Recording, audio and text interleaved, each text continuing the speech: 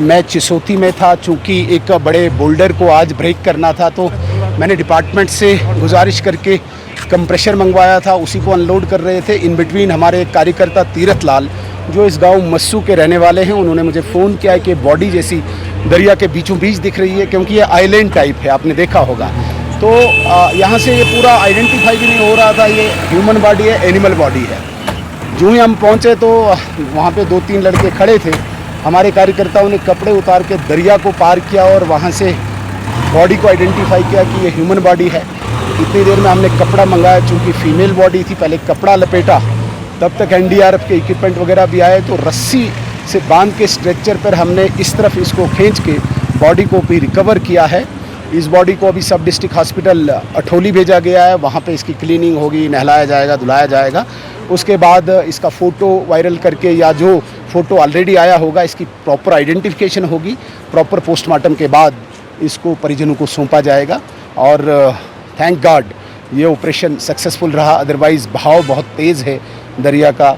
हम खुद भी बीच में थे, बहुत ही टफ काम था, बट यहाँ के कार्यकर्ता जो हैं, चूँकि यूज़ टू हैं, तो इन्होंने काफ़ी इसमें मेहनत की, तब जाके ये सक्सेसफुल हो पाया। सुनील जी, अभी तक क्योंकि आपका लोकल एमएलए भी हैं, आपका किश्तवाड़ डिस्ट्रिक्ट से आपका ताल्लुक भी है, अभी तक ऑफिशियली कितने मिसिंग है और कितने मिसिंग और होने की आशंका हो सकती है? देखिए, मिसिंग जो रिपोर्टेड थे वो 88 थे कल तक, लेकिन उसके बाद एडमिनिस्ट्रेशन ने दोबारा उन फैमिलीज़ में फ़ोन किया। कुछ लोग घर पहुंच गए हैं, किसी का नेटवर्क ख़त्म था, किसी का मोबाइल ऑफ हुआ था, तो उनकी भी मिसिंग डाली गई थी।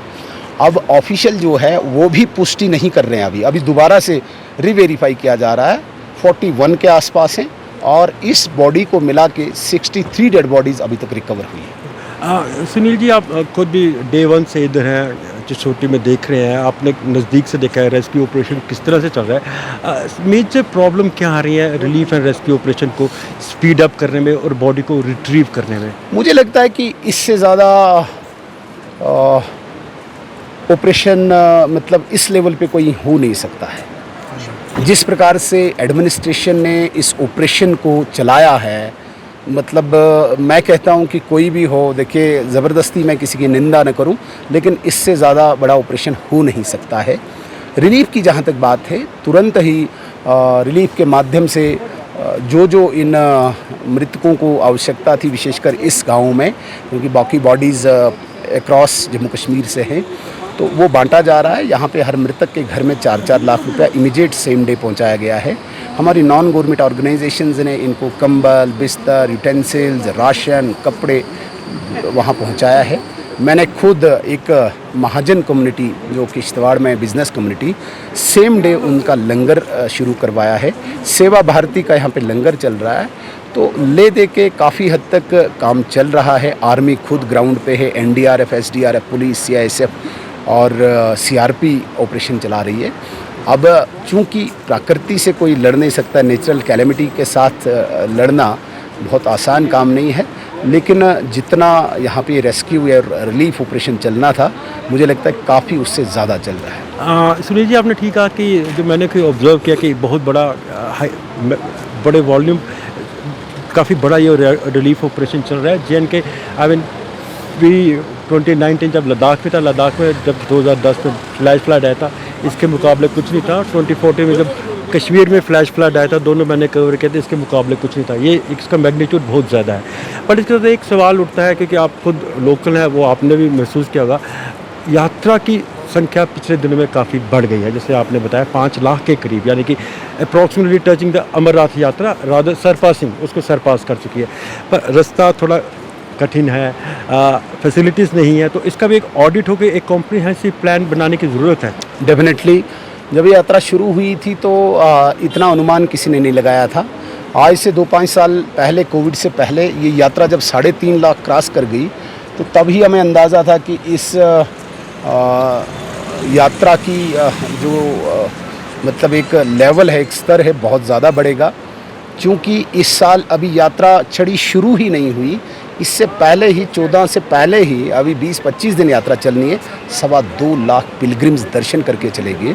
उस दिन 14 तारीख को भी भवन में 15,000 यात्री थे और एन रूट 32,000 ने लगभग रजिस्ट्रेशन करा ली थी।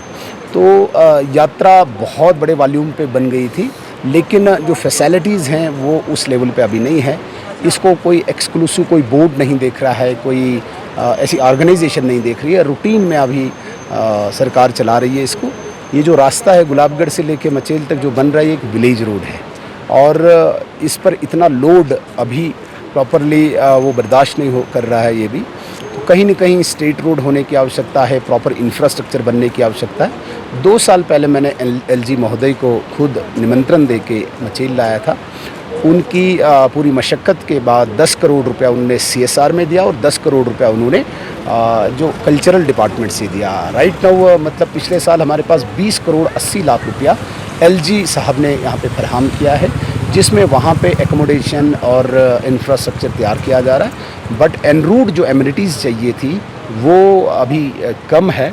अभी हम चाहते हैं कि कोई बोर्ड इसको टेक ओवर करे या सरकार एक एक्सक्लूसिव कोई ऑर्गेनाइजेशन इसी खड़ी करे, ताकि आने वाले दिनों में जिस प्रकार से मैं ये कह रहा हूँ कि अमरनाथ से बराबर की यात्रा ये बन रही है और आने वाले दिनों में बहुत बड़ी यात्रा मुझे लगता है जम्मू कश्मीर की होगी, तब तक के लिए फैसिलिटीज़ पूरी हों।